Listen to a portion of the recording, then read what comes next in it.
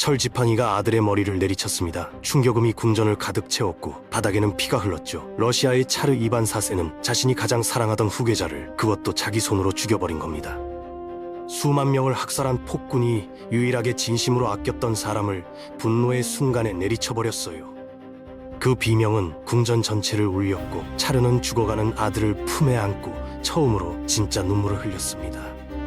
대체 무슨 일이 있었던 걸까요? 왜 아버지는 자신의 피부치를, 그것도 왕국의 미래를 한순간에 파괴해버린 걸까요? 자, 그럼 이 충격적인 비극 뒤에 숨겨진 이반 뇌제의 이야기를 본격적으로 시작해보겠습니다. 이반 4세가 태어난 1530년, 모스크바 대공국은 혼돈 속에 있었어요. 어린 왕자는 겨우 8살의 아버지를 잃고 고아가 됐는데 그때부터 그의 인생은 배신과 음모로 가득 찼죠.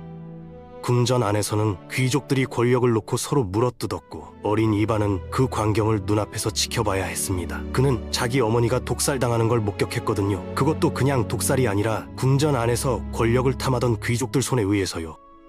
신하들이 고문당하는 장면도 어린 시절부터 익숙했고 생존이 곧 전부였던 시기를 보낸 겁니다. 이 시기가 훗날 괴물을 만들어낸 거죠. 러시아에서 살아남으려면 먼저 죽여야 한다는 걸 너무 일찍 배워버린 겁니다.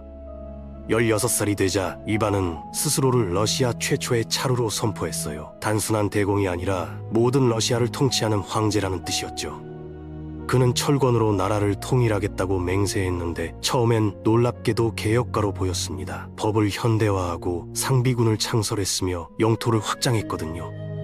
카잔과 아스트라한, 시베리아까지 그의 군대는 승리를 거듭했습니다. 차르는 자신이 신의 뜻을 이행하고 있다고 믿었어요. 하지만 권력이 그를 집어삼키기 시작했죠.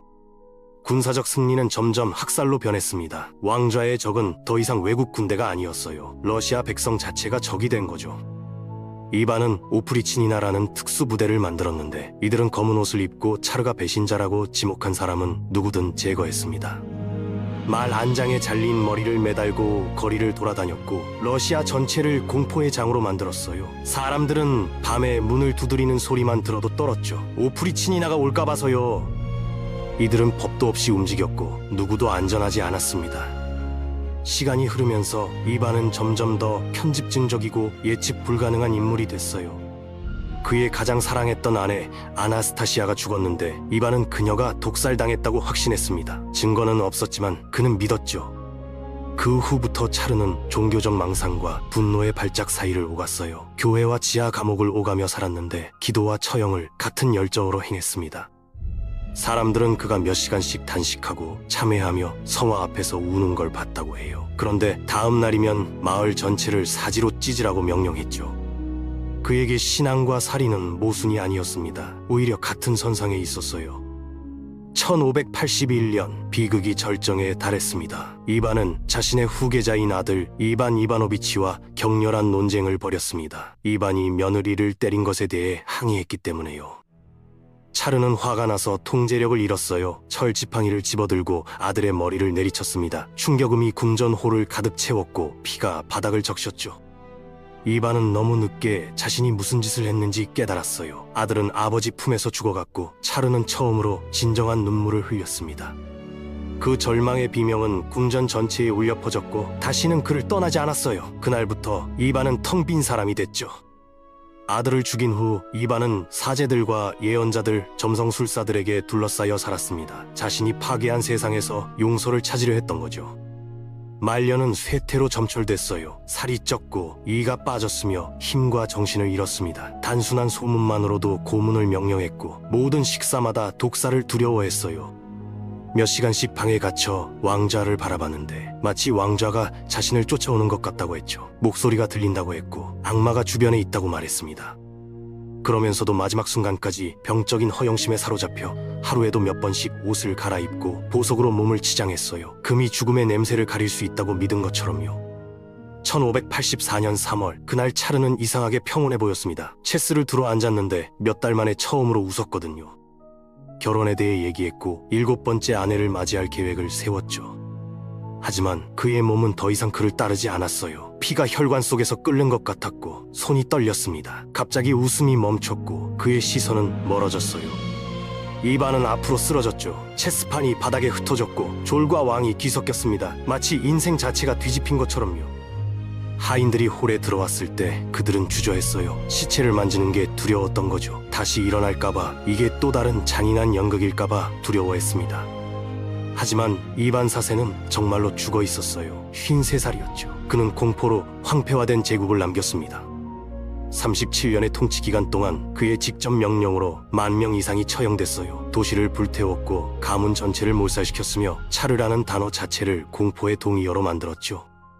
그의 시신은 단순한 관에 안치됐습니다. 장례식 때 폭군의 얼굴에 미소가 있었다는 보고가 있었는데 희미하고 차가운 미소였다고 해요. 마치 죽음조차 그의 게임 중 하나인 것처럼요. 그가 죽은 후 러시아는 혼돈에 빠졌습니다. 정통 후계자가 없자 왕자는 불안정해졌고 이른바 동란의 시대가 시작됐어요. 기근과 내전, 외국의 침략이 이어진 시기였죠. 이반은 거대한 제국을 남겼지만 영혼도 신뢰도 미래도 없는 나라를 남긴 겁니다. 수세기가 지난 후에도 사람들은 여전히 그의 이름을 공포와 함께 기억했습니다. 이반 그로즈니, 이반 뇌제라는 뜻이에요. 자기 백성의 뼈 위에 현대 러시아를 세운 남자였죠. 이반 4세는 자신이 신에게 선택받았다고 믿었습니다. 하지만 그는 자기 자신에게 집어삼켜진 인간으로 살다가 죽었어요. 무력으로 통치했고 신앙의 이름으로 죽였으며 자신이 지키겠다던 것을 파괴했습니다. 결국 그는 살았던 방식 그대로 죽었어요. 혼자였고 침묵에 둘러싸여 있었으며 오직 자신만 볼 수 있는 유령들에게 포위당한 채로요. 러시아의 첫 번째 차르이자 아마도 그들 중 가장 끔찍한 인물이었죠. 그가 남긴 유산은 단순한 영토 확장이 아니었습니다. 그것은 권력이 어떻게 한 인간을 괴물로 만들 수 있는지에 대한 살아있는 증거였어요. 이반의 삶은 복수의 순환이었습니다. 어린 시절 당한 폭력이 그를 폭군으로 만들었고 그 폭정은 더 많은 폭력을 낳았죠. 그는 안전을 원했지만 공포로 통치했고 사랑받고 싶었지만 증오만 받았습니다. 아들을 죽인 순간이 바로 그의 종말이 시작된 지점이었어요. 그 후 3년은 그저 죽음을 기다리는 시간에 불과했죠. 역사가들은 여전히 이반을 평가하는데 어려움을 겪습니다. 한편으로는 러시아를 확장하고 중앙 집권화한 개혁가였지만 다른 한편으로는 자기 백성을 학살한 폭군이었거든요. 그의 통치는 러시아 역사에서 가장 어두운 시기 중 하나였지만 동시에 제국의 기초를 다진 시기이기도 했습니다. 이 모순이 바로 이반 4세라는 인물의 본질이에요. 체스판 위에서 죽은 차르, 게임이 끝났지만 그가 만든 공포의 유산은 계속됐습니다. 러시아는 그 후로도 오랫동안 강력한 중앙 권력과 포각적 통치의 전통을 이어갔죠. 어쩌면 이반 뇌제는 단순히 한 개인의 광기가 아니라 권력과 공포가 만들어내는 시스템의 시작이었을지도 모릅니다. 그의 죽음으로 한 시대가 끝났지만 그가 심어놓은 씨앗은 러시아 역사 깊숙이 뿌리내렸어요. 이것이 바로 체스판 위에서 숨을 거둔 차르의 이야기입니다. 러시아를 만들고 러시아를 파괴한 남자, 신을 믿으면서 악마처럼 행동한 남자의 이야기죠. 그의 마지막 순간은 평화로워 보였지만 그가 살아온 인생은 그 어떤 것보다 폭력적이었습니다. 역사는 그를 이반 뇌제로 기억하지만 어쩌면 그는 단지 너무 많은 권력을 너무 일찍 손에 넣은 상처받은 소년이었을지도 모릅니다.